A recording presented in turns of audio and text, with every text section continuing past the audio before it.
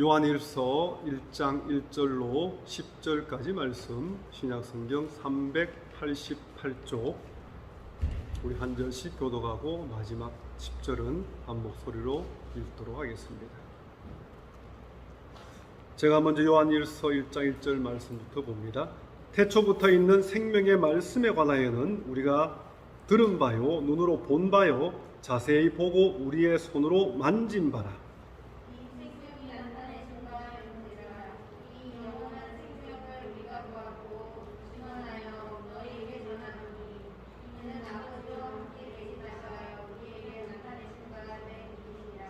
우리가 보고 들은 바를 너희에게도 전함은 너희로 우리와 사귐이 있게 하려 함이니 우리의 사귐은 아버지와 그의 아들 예수 그리스도와 더불어 누림이라.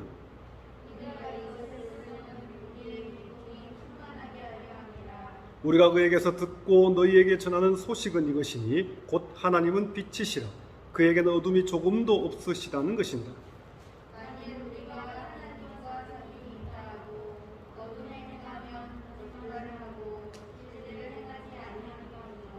그가 빛 가운데 계신 것 같이 우리도 빛 가운데 행하면 우리가 서로 사귐이 있고 그 아들 예수의 피가 우리를 모든 죄에서 깨끗하게 하실 것이요.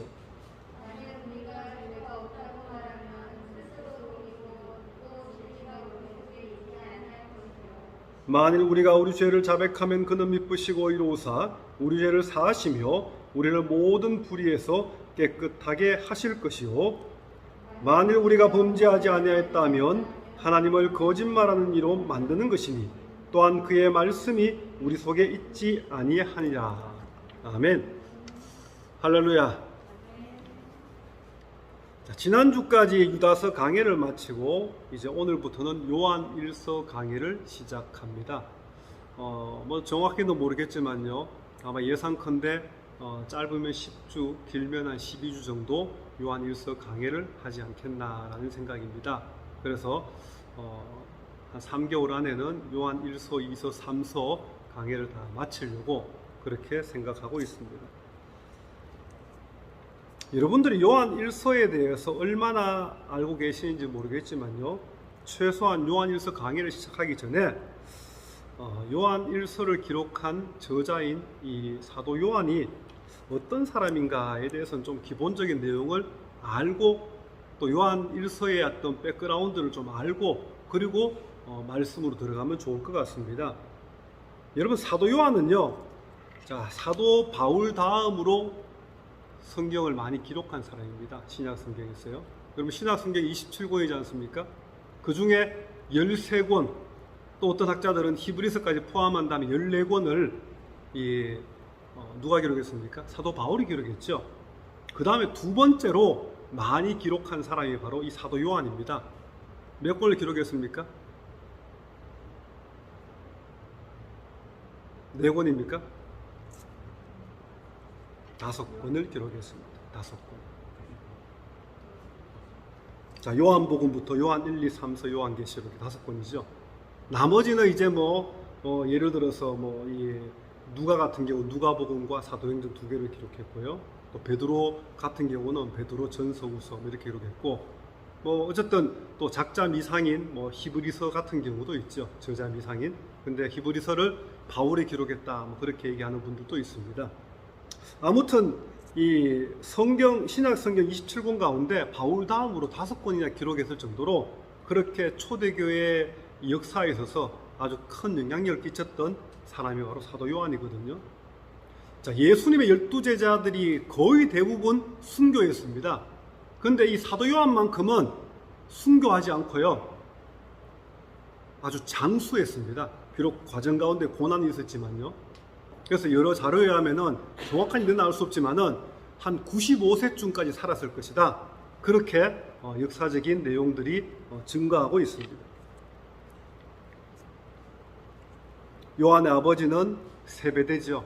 그래서 성경에 보면은 세베대의 아들 야고보와 요한 이렇게 있죠. 형제 야고보와 함께 예수님의 제자가 되었던 사람입니다. 예수님이 또 가장 12제자를 사랑했던 제자 딱 꼽으라고 하면 누굽니까? 바로 사도 요한이지 않습니까? 최후의 만찬 그림에도 보면은 어떻습니까? 이 사도 요한이 옆에 있죠. 예수님 옆에. 자, 예수님이 어머니 마리아를 부탁한 제자가 바로 또 사도 요한이기도 했습니다. 그만큼 가장 신뢰하고 믿을만했던 제자가 바로 요한이었다는 사실입니다. 사도 바울은요, 훗날 요한을 가리켜서 베드로와 함께 예루살렘 교회 두 기둥과 같았다, 그렇게 평가하고 있습니다. 또 정확한 시기는 알 수 없지만요, 요한은 훗날 예수님의 어머니 마리아를 모시고 에베소에 정착해서 살았다라는 기록도 있습니다. 이처럼 대단한 요한도요, 약점이 있습니다. 사람은 누구나 완벽하지 못하죠. 아무리 위대한 사람도 부족한 부분이 있기 마련입니다. 베드로가 아무리 그렇게 대단한 믿음처럼 보였지만 예수님 돌아가시고 난 뒤에 어떻게 했습니까? 다 오기 전에 예수님 3번 부인했죠. 저는 뭐 모든 사람 다 예수님 부인해도 저만 안 그러겠습니다. 큰 소리 뻥뻥 쳤지만 결국 베드로는 예수님 부인한 사람이지 않습니까?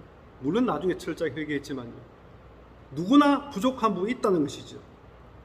요한 역시 성격적으로 베드로와 비슷했습니다. 아주 급하고요. 아주 좀 이렇게 다른 사람과 좀 부딪히는 강한, 좀 스트릭한 그런 성격을 가지고 있었습니다. 그래서 때로 분별 없이 자기 중심적으로 좀 셀피시하게 그렇게 말도 하고 과격하게 행동도 했던 그런 어떤 인간적인 약점을 가지고 있던 사람이 또 사도 요한이기도 했습니다. 아무튼 요한은요, 바울 다음으로 신약 성경을 많이 기록했을 정도로 이 초대교회 역사 가운데 큰 영향력을 끼쳤던 사람임에는 분명합니다. 이제 요한 1서 말씀을 한번 본격적으로 살펴볼 텐데요. 요한 1서는 이렇게 닉네임이 있습니다. 사랑의 편지다, 또 진리의 변증서다. 두 개 합치면 어떻습니까? 자, 요한 1서 내용 가운데 주님의 사랑, 하나님의 사랑, 예수 그리스도의 사랑이 가득 들어있다는 것이죠. 사랑의 포커스를 맞춰서 기록했는데 그거 하나만이 아니라, 자, 변증이라는 것은, 자, 복음에 대해서, 하나님에 대해서, 예수 그리스도의 십자가에 대해서 이것을 변호하고 증명하는 거거든요. 그러니까 두 가지가 같이 믹스되어 있다는 것이죠. 자, 이것은 하나님과 믿음의 성도의 교제가 얼마나 중요한 것인가, 그걸 말해주고요. 또 믿음의 성도에게 있어서 하나님의 사랑을 실제로 실천하는 것이 얼마나 중요하신가, 그거 한꺼번에 말해주고 있습니다. 요한 1서는요, 대략 AD 85년에서 90년경에 기록되었는데요. 자, 지난번에 제가 이 디도서 얘기할 때, 유다서 얘기할 때 공통적으로 있었던 이단 말씀드렸죠. 영주주의 이단이었습니다. 그래서 영주주의 이단이 AD 한 70년, 80년부터 막 이렇게 왕성하게 이렇게 성장하던 그런 시기였습니다. 그래서 요한 1서가 기록될 당시에도 여러 지역 교회에서 영주주의 이단 때문에 골머리를 놨던 그런 대표적인 아주 교회를 힘들게 하고 성도들의 믿음을 혼란에 빠뜨리고 있던 그 영주주의 이단이 또한 이 요한 1서의 백그라운드 속에 등장합니다. 그래서 요한은요, 예수가 곧 하나님이시란 것과 또 믿음으로만 구원받을 수 있다는 사실을 단호하게 선언하고 있습니다. 그리고 교회의 분열에 대해서 사랑을 실천함으로 하나됨을 이루어야 할 것을 촉구하고 있다는 것이죠. 끝까지 복음으로부터 멀어지려고 하고 복음을 거부하는 사람과는 단절해야 됩니다. 이거는 뭐 그 사람이 싫어서가 아니라 진리 문제이기 때문에요. 하지만 그러지 않고 그렇게 좀 엇나갔다 할지라도 다시 돌아오고 회개하면은 이 두 손으로 넓은 품으로 감사주고 받아줘야 된다는 것이죠. 과거에 복음을 배반하고 나갔던 사람, 이렇게 주온 글씨로 찍으면 안 된다는 것이죠. 하나님 앞에 두 손 들고 나오면은 기꺼이 사랑으로 받아줘야 되는 것, 요한 1서는 그것 또한 말하고 있습니다. 요한 1서를 통해 강조하고 있는 것은요, 말로만 하는 사랑이 아닙니다. 행동과 진실에 의해서 표현되어지는 실제 행동으로 실천하는 그런 사랑이라는 것이죠. 예전에 뭐 저희 부모님 때, 저희 어머님이 내년에 90이거든요, 연세가. 자, 그 연세 어른들은 뭐 부부간의 사랑을 표현하고 이런 게 거의 없었습니다. 남사스럽게 이러고 있죠. 뭘 그걸 말로 해야 돼. 이런 시대에 사셨던 분들이죠. 아무래도 좀 유교 문화권이 이렇게 있었기 때문에 그렇습니다. 지금 어떻습니까? 저보다 더 젊은 세대들은 말로만 하는 사랑, 그거 사랑이라고 얘기하지 않습니다. 특히 남녀 간의 일이죠. 생각으로만, 눈빛으로만 하는 사랑, 그거 사랑이라고 말하지 않습니다. 어떤 게 사랑입니까? 실제로 행동하는 사랑이죠. 말로 사랑하면 뭔가 선물도 사줘야 되고, 그죠? 뭔가 좀 손도 잡아야 되고, 너무 나가면 안 되겠지만요. 아무튼 실천하고 행동하는 그런 사랑이 진짜 사랑이라는 거죠. 하나님을 향한 사랑도 마찬가지입니다. 하나님 사랑합니다. 말뿐인 사랑이 아니라 실제로 자신의 삶 속에서 하나님을 사랑하는 것이 다른 사람들이 볼 때 저 사람 하나님 사랑하는 게 실제 삶에 보이구나라는 그런 실천적인 그런 사랑을 해야 된다. 사도 요한은 그거 말씀하고 있습니다. 야고보서에서 강조하는 그러한 믿음도 마찬가지죠. 말이 아닌 행함이 있는 믿음과 거의 같은 관점에서 요한일서가 기록되었다. 그렇게 말할 수 있습니다. 자, 이제 오늘 본문 말씀을 한번 들어가 보시기 바랍니다. 자, 먼저 1절로 4절 말씀은요, 요한일서 전체의 서론입니다. 왜 요한일서를 기록했는지, 또 요한일서의 이 가장 근본적인 이 주제가 무엇인지, 목적이 무엇인지 이거 밝혀주고 있습니다. 자, 1절 보시면은요, 태초부터 있는 생명의 말씀에 관하여는 이란 그런 말씀으로 시작하고 있지 않습니까? 여기서 생명의 말씀은요, 요한일서 전체를 이끌어가는 키워드라고 보시면 됩니다. 아주 핵심 단어, 생명의 말씀. 여러 가지 의미를 가지고 있는데요. 크게 보면 두 가지 의미를 포함하고 있습니다. 한 가지는요, 이 생명의 말씀이라는 것은 성육신하신 예수 그리스도를 의미합니다. 말씀이 육신이 되어, 여러분 그 말씀 기억하시죠? 또 한 가지는 바로 복음 자체를 의미하고 있습니다. 다시 말하면 성육신하신 예수님과 그 예수님이 선포하신 그 진리의 복음, 이것이 바로 요한일서 전체를 이끌어가는 주제고 키워드다. 그렇게 보시면 될 것 같습니다. 이 생명의 말씀은요, 태초부터 있던 것이다. 그러면서 요한은 얘기합니다. 우리가 들었고 눈으로 보았고 손으로 만진 것이라. 무슨 말입니까? 사도 요한 자신을 포함한 많은 믿음의 사람들이 직접 그 복음에 대해서, 생명의 말씀에 대해서 경험했다. 그저 머리로 알고 있었다, 그냥 귀로 들었다, 이게 아니라 직접 경험했다는 것을 여러 가지의 표현을 들어 사용하고 있습니다. 2절에서는 거듭해서 강조하죠. 증언하여 전한다. 이런 복음을 들은 사람은요, 이야, 정말 복음이 뭡니까? 최고의 기쁜 소식 아닙니까? 자, 복음을 들은 사람은 어떻게 합니까? 나만 간직하고 있어야지. 그러지 않습니다. 혹시 그런 분이 있을지 모르겠지만요, 좀 욕심이 많은 분들은 나만 간직해야지. 자, 복음을 들은 사람은요, 그게 진리라는 확신이 들었으면 그 다음에는 그 내가 들은 복음을 어떻게 합니까? 전하지 않습니까? 자랑하지 않습니까? 예를 들어 자식이요, 공부를 열심히 해서 좋은 학교에 입학했어요. 좋은 직장을 잡았어요. 그러면은 나 혼자 알고 있어야지. 그러지 않죠. 좀 팔불출이라 그래도 주위 사람들에게 이번에 우리 애가 이런 학교에 들어갔어. 이번에 누구나 들어갈 수 없는, 아무나 들어갈 수 없는 최고의 직장에 들어갔어. 자랑합니다. 프라우드를 가지고. 근데 이것보다가 더 자랑해야 될 것이 바로 십자가의 복음이라는 사실입니다. 복음을 들은 사람은요, 내가 할 수 있는 한 전할 수밖에 없다는 것이죠. 왜냐하면 그것이 바로 복음이 가지고 있는 특징이고 능력이기 때문에 그렇습니다. 하나님의 은혜를 맛본 사람도요, 자신이 받은 은혜에 대해서 어떻게 합니까? 저절로 말할 수밖에 없습니다. 보통 이 간증이라는 형식을 빌어서 말하기도 하죠. 내가 이번에 기도했더니 이런 응답 받았더라. 내가 이번에 하나님 앞에 간절히 엎드렸더니 하나님 이렇게 역사하셨더라. 그게 내가 받은 은혜지 않습니까? 그 자랑합니다. 간증합니다. 그러면서 내가 높아지는 것이 아니라 내게 은혜를 주신 그 하나님을 높이고 영광 돌리는 것, 그게 믿음의 성도의 삶이지 않습니까? 이건 지극히 자연스러운 것입니다.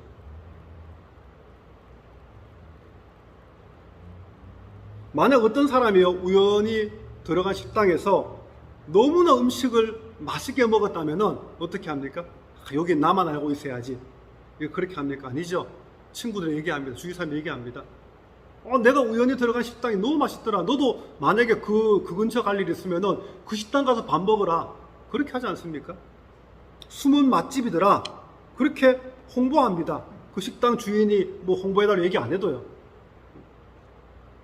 이처럼 하나님의 은혜를 경험한 사람도요, 저절로 자신이 받은 은혜를 전하게 된다는 것입니다. 자, 지금 사도 요한도요, 바로 이걸 말하고 있습니다. 요한 1서에서요. 근데 그 본문 3절에 보시면은요, 생명의 말씀을 전하는 궁극적인 목적, 가장 근본적인 목적에 대해서 말하고 있는데요. 너희로 우리와 사귐이 있게 하려 함이라. 자, 사귐이라는 단어가 나오죠. 사귐이 목적이라는 것이죠. 사귐이 뭡니까? 교제죠. 헬라어로는 코이노니아라고 그러죠. 예를 들어 릴레이션십을 통해서 성도 간의 교제, 이게 바로 이 사귐이지 않습니까? 근데 여기서 요한이 말하는 사귐은요, 예수 그리스도에 대한 믿음이 반드시 행함으로 표현되어야 한다는 말입니다. 이해가 되십니까? 단순히 그냥 교제 차원이 아니고, 단순히 하나님과 교통하는 그런 차원이 아니고,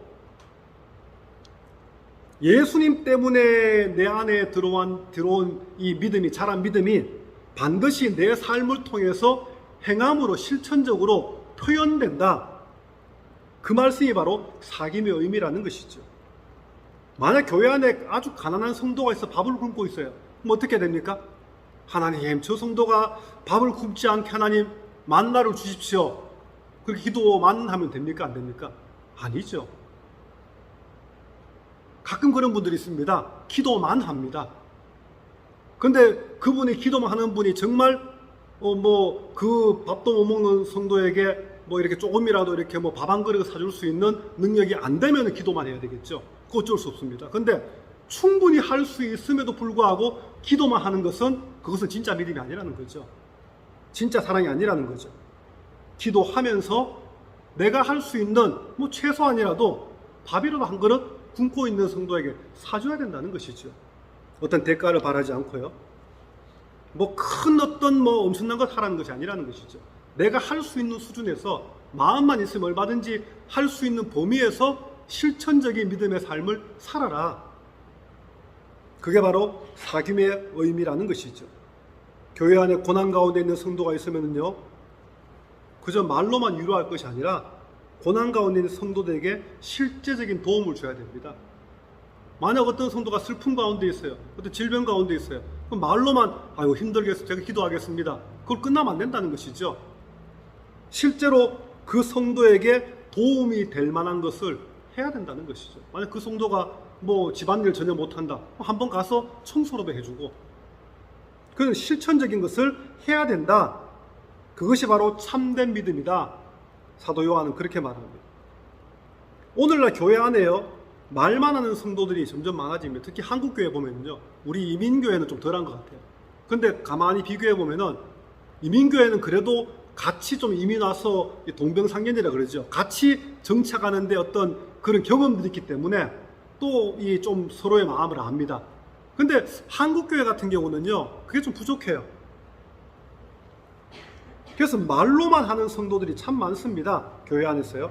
점점 많아지고 있어요. 그러다 보니까 교회가 점점 더 영적 권위를 잃어가고 있고요. 또 성도로서의 세상을 향한 영적 파워도 점점 없어지고 있습니다.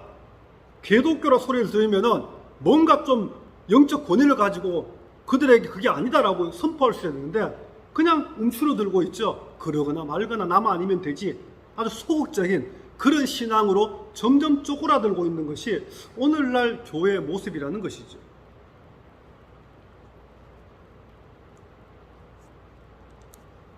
여러분, 성경은요, 너희가 말만 하지 말고 실제로 행함으로 네 믿음을 보여라, 그렇게 말합니다. 계속해서 4절 말씀 보시면은요, 우리가 이것을 쓰면 우리의 기쁨이 충만하게 하려 함이라. 여기서 말하는 기쁨은요, 하나님과 예수 그리스도 함께하는 그 사귐을 통해서, 사귐을 비롯해서 또 다른 성도들과 함께하는 사귐의 결과인 동시에 성령의 열매를 말하기도 합니다. 다시 말하면 하나님과 함께하는 그 사귐이요, 예수님과 함께하는 그 사귐이, 또 성도들과 함께하는 그 사귐이 세상 그 어떤 것과도 비교할 수 없는 최고의 기쁨이라는 것입니다. 물론 우리 인생은요 늘 연약하고 부족합니다. 그래서 쉽게 깨어지기 쉬운 질그릇 같은 존재가 우리들이지 않습니까? 금방 막 믿음이 막 불같은 믿음인 것처럼 보이다가도 또 조금 지나면은 그냥 언제 그랬다는 듯이 그냥 팍 식어져 버리는 그런 믿음인 경험 있지 않습니까? 화장실 들어갈 때 마음 다르고 나올 때 다른 것이 우리 연약한 우리 인생의 모습이라는 것입니다.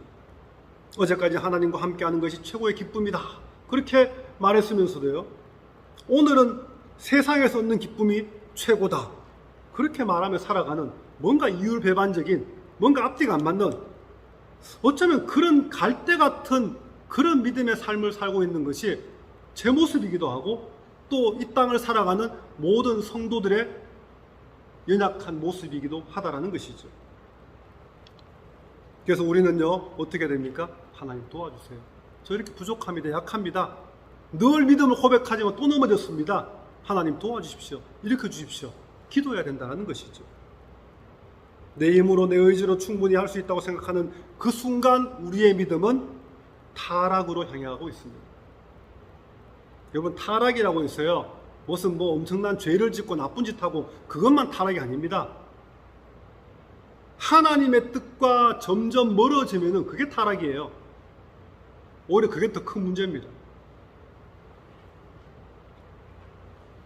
당시 수많은 초대교회들이요, 영주주의 이단을 비롯한 거짓 교사들 때문에 어려움에 빠져 있던 때에 진정한 성도의 기쁨이 무엇인가에 대해서 말했던 이 사도 요한의 가르침이요, 코로나 때문에 점점 더 식어져 가고 있는 오늘날 교회와 성도들 가운데 다시 한번 회복의 은혜가 임하게 해달라고 여러분 기도하시기 바랍니다. 이제 오늘 본문의 두 번째 단락인 5절로 10절까지 말씀을 한번 보시면은요, 오늘 설교의 제목인 빛 가운데 행하라는 말씀이 계속해서 여러 번 반복되어 나오는 것을 볼 수 있습니다. 자, 본문 자세히 읽어보면요, 빛, 진리, 또 이 반대되는 어둠, 죄, 거짓, 속임, 이런 단어들이 계속 나오지 않습니까? 요한은 분명히 말합니다. 하나님이 곧 빛이시라. 여러분, 깊은 바다를 뭐라고 부릅니까? 심해라 그러죠. 제가 퀴즈 하나 내볼까요? 이 지구에서 가장 깊은 바다가 어딘지 아십니까? 저 필리핀 근처에 있습니다. 자, 마리아나 해구라는 곳입니다. 들어보셨습니까? 마리아나 해구. 자, 찾아보니까 저도 깊다는 얘기만 들었지 얼마나 깊은지는 이번에 찾아봤어요. 설교 준비하면서. 11,092m. 여러분, 에베레스트 산이 8,848m이지 않습니까? 그거보다가 한 300km가 1,200km입니까? 더 깊은 곳에 바닷속으로 있다는 것이죠. 자, 하늘로 가면은 그 높이가 성층권에 이르른다, 그런 얘기도 합니다. 그만큼 높다는 것이죠. 11,092m. 워낙 깊은 곳이기 때문에요, 빛이 거의 들어가지 않습니다. 근데 그곳에도 생명체가 살까요, 안 살까요? 생명체가 삽니다. 사람이 직접 들어가서 확인 못하더라도 기계를 집어넣어가 그 깊은 곳에 카메라를 집어넣어서 찍어보니까 있더라는 것이, 생명체가. 이상하게 생긴 생명체가. 막 짓눌려가, 압력이 너무 세다 보니까 막 짓눌려가지고 눈은 있는데 눈은 전혀 역할을 못하는 그런 이상하게 생긴 생명체들이 살고 있더라는 것이죠. 자, 여러분, 아무리 깊은 바닷속이라도요, 자, 아무리 빛이 안 들어간다 할지라도 100% 퍼펙트한 어둠은 없습니다. 최소한 0.1%의 빛은 존재한다는 것이죠. 근데 오늘 5절 말씀 보니까 하나님은 빛이신데 어둠이 조금도 없다고 했습니다. 조금도 없다는 것은요, 100%지 않습니까? 0.1%의 어둠도 없는 100% 완전한 빛이신 분이 바로 하나님이다, 그 말씀입니다.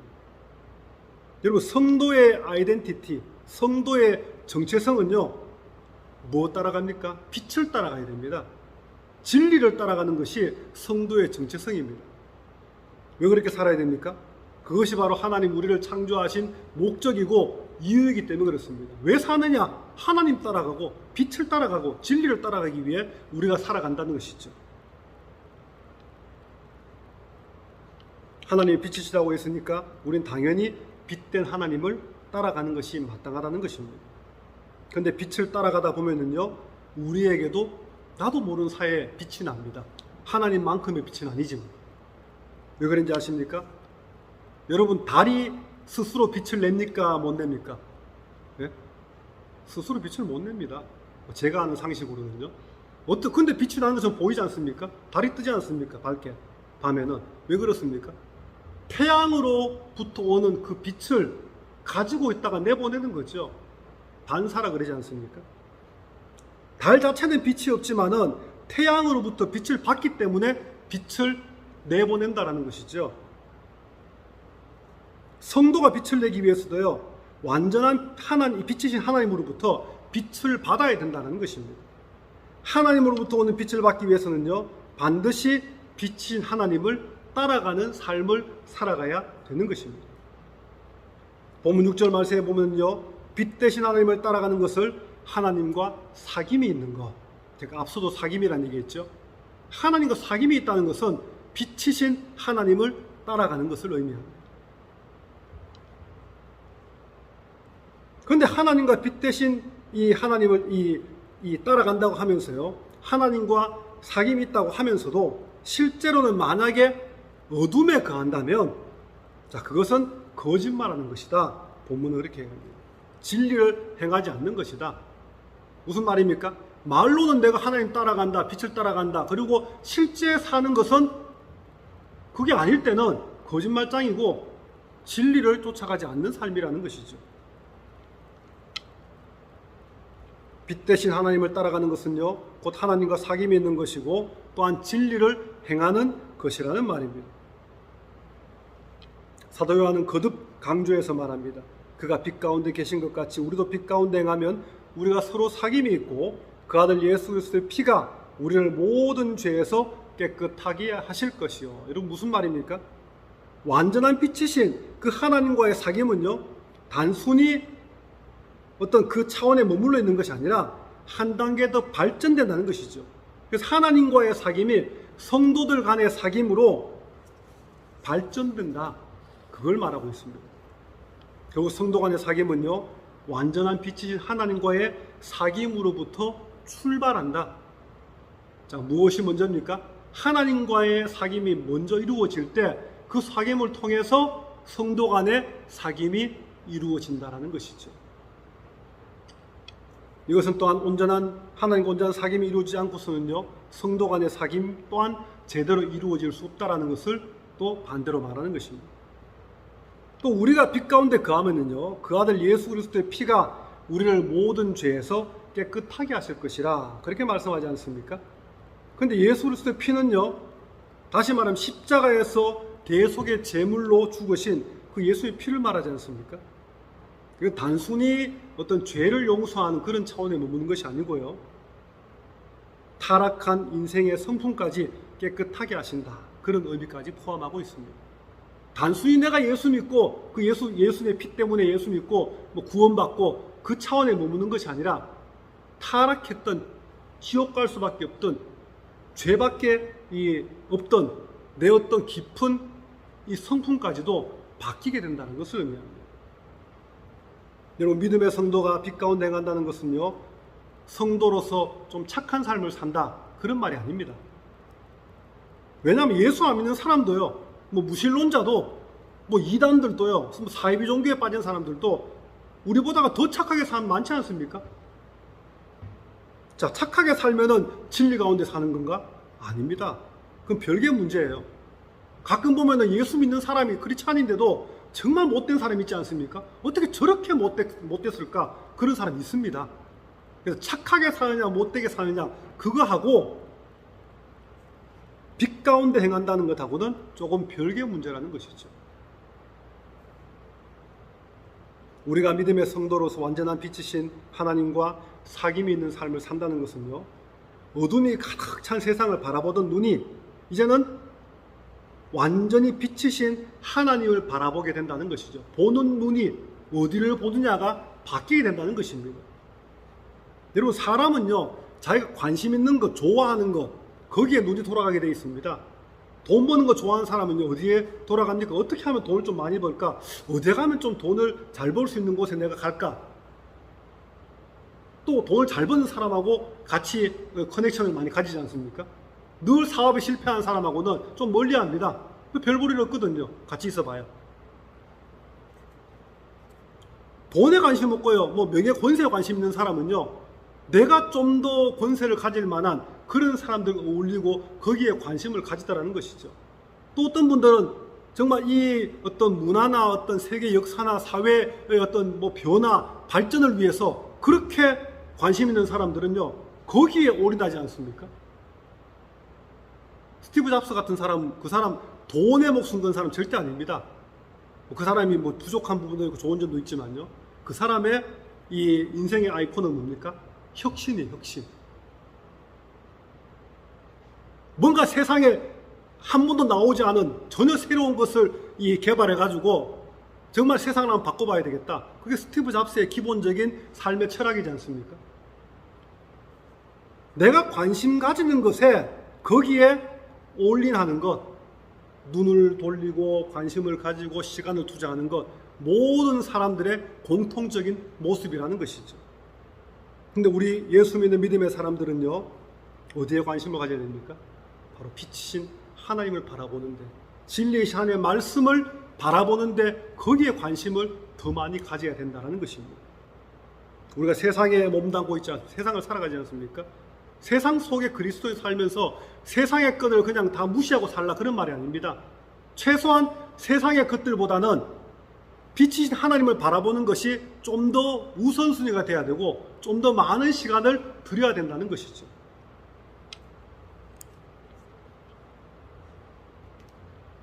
어떤 성도가 이 하나님에 대해서, 진리에 대해서 많은 관심을 가지고 있다, 어떻게 알 수 있습니까? 좀 더 하나님의 말씀이 어떠한가 보겠지요. 좀 더 하나님의 말씀이 내게 어떤 메시지를 주시는가 공부도 하고 연구도 하고 그러지 않습니까? 여러분, 믿음의 성도가 빛 가운데 간다는 것은요, 자신의 생각과 관심과 또 인생을 살아가는 이유와 목적이 완전한 빛이신 하나님께로 향한다는 것을 의미하는 것입니다. 그래서 어떻게 하면 빛이신 그 하나님께로 행하는 삶을 살 수 있을까 늘 고민합니다. 이것이 바로 성도가 맺는 믿음의 열매라는 사실을 믿으시기 바랍니다. 마태복음 7장 20절에 보면은요, 그들의 열매로 그들을 알리라, 그렇게 말씀했습니다. 어떤 성도가 자신의 삶 속에 어떤 열매를 맺고 있는지를 보면 그 성도의 믿음의 수준을, 레벨을 알 수 있습니다. 이제 본문 8절 말씀을 우리 한번 보시기 바랍니다. 자, 만일 우리가 죄가 없다고 말하면 스스로 속이고 또 진리가 우리 속에 있지 아니할 것이요. 여러분, 이 말씀은요, 초대교회를 가장 큰 혼란에 빠뜨리고 있던 영지주의 이단을 염두에 두고 한 말씀입니다. 6절, 8절, 10절 다 영지주의 이단을 타겟으로 해서 말하는 거거든요. 가장 기본적인 뭡니까? 영육이혼론을 주장했죠. 영은 선하고 육은 악하기 때문에 어차피 그냥 사라져버릴 그 육체, 아무렇게나 죄짓고 막 살아도 상관없다. 영혼에 아무 영향을 끼치지 못한다. 어차피 소멸될 존재가 육체다. 그게 영육이혼론입니다.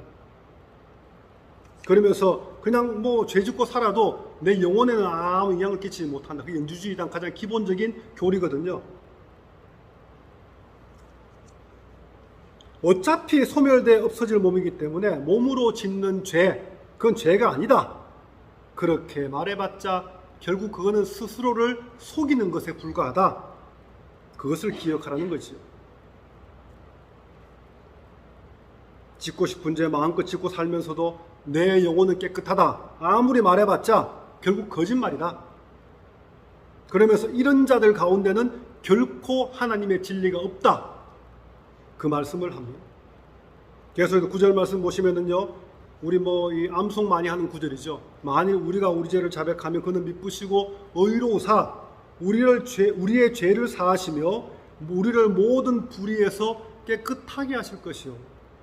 이 미쁘시다 이거는 선하시다, 또 신실하시다, 믿을만하시다 그런 의미입니다. 믿을만하고 신실하다, 신뢰할 만하다 그런 뜻인데요. 하나님은 우리와 견줄 수 없을 만큼 신실하신 분이기 때문에요. 우리가 죄인이라는 사실을 자백하기만 하면 기꺼이 우리 죄를 사해 주신다는 것입니다. 우리를 모든 불의한 죄에서 깨끗하게 해주신다 그 말씀을 합니다.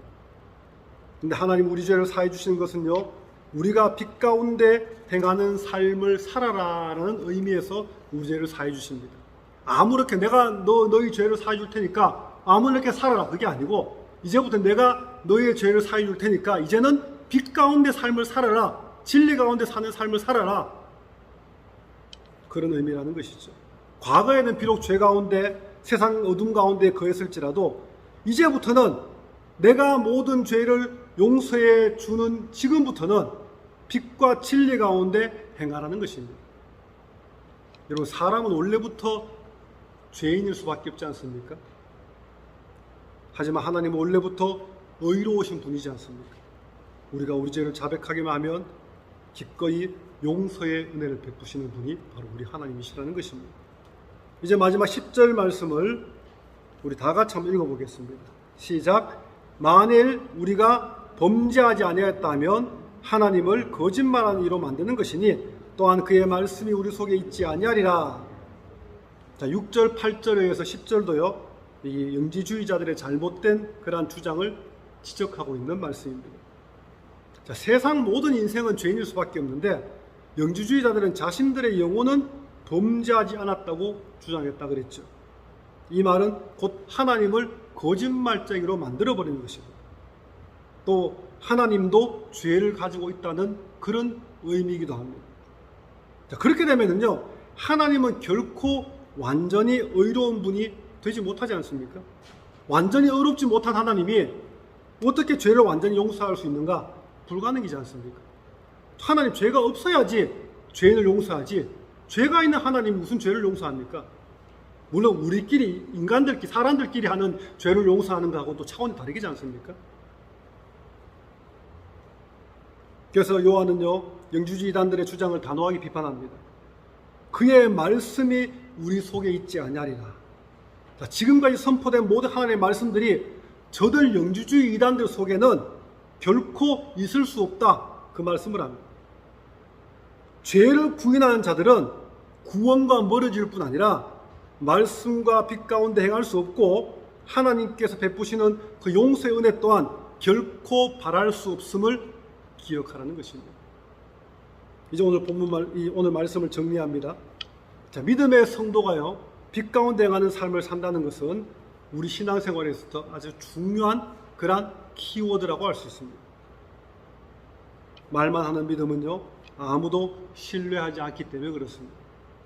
나 자신은 나도 이만한 믿음이야 프라우드를 갈지 모르지만 하나님께도 인정 못 받고 또 옆에 있는 사람께도 인정 못 받는 나 혼자만의 믿음일 수밖에 없다는 것이죠. 야고보서 기자는 말하죠. 말로만 하지 말고 너희 믿음을 행함으로 보이라고 했습니다. 그래서 완전한 빛이신 하나님을 바라보고 진리의 말씀을 따라가는 그런 성도야말로 진정한 믿음의 성도라는 사실을 잊지 말라는 것입니다. 또한 하나님과의 온전한 사귐을 통해서 함께 신앙생활하는 또 성도들 간의 사귐 또한 점점 더 온전해지는 그런 은혜가 우리 브랜포드 모든 성도들 가운데 임하시기를 또 기도하시기 바랍니다. 그래서 빛 가운데 행하는 삶을 통해서요, 우리가 곧 작은 빛이 되는 그런 은혜가 임하기를 원합니다.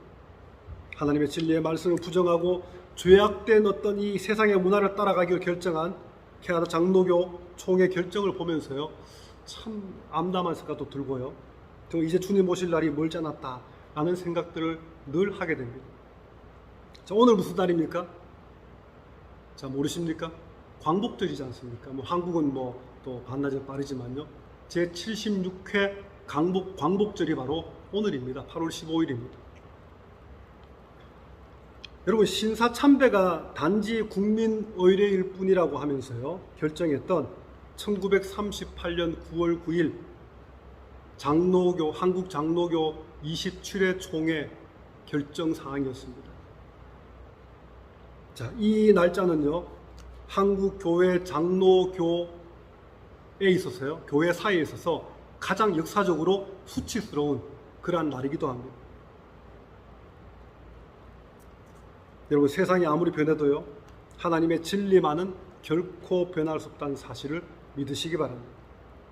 지금 우리에게는요 하나님의 말씀의 진리를 굳게 믿고 그 말씀대로 살아야 할 분명한 사명이 있음을 기억하시고 날마다 빛 가운데 행하는 저와 여러분 되시기를 주님의 이름으로 축원합니다.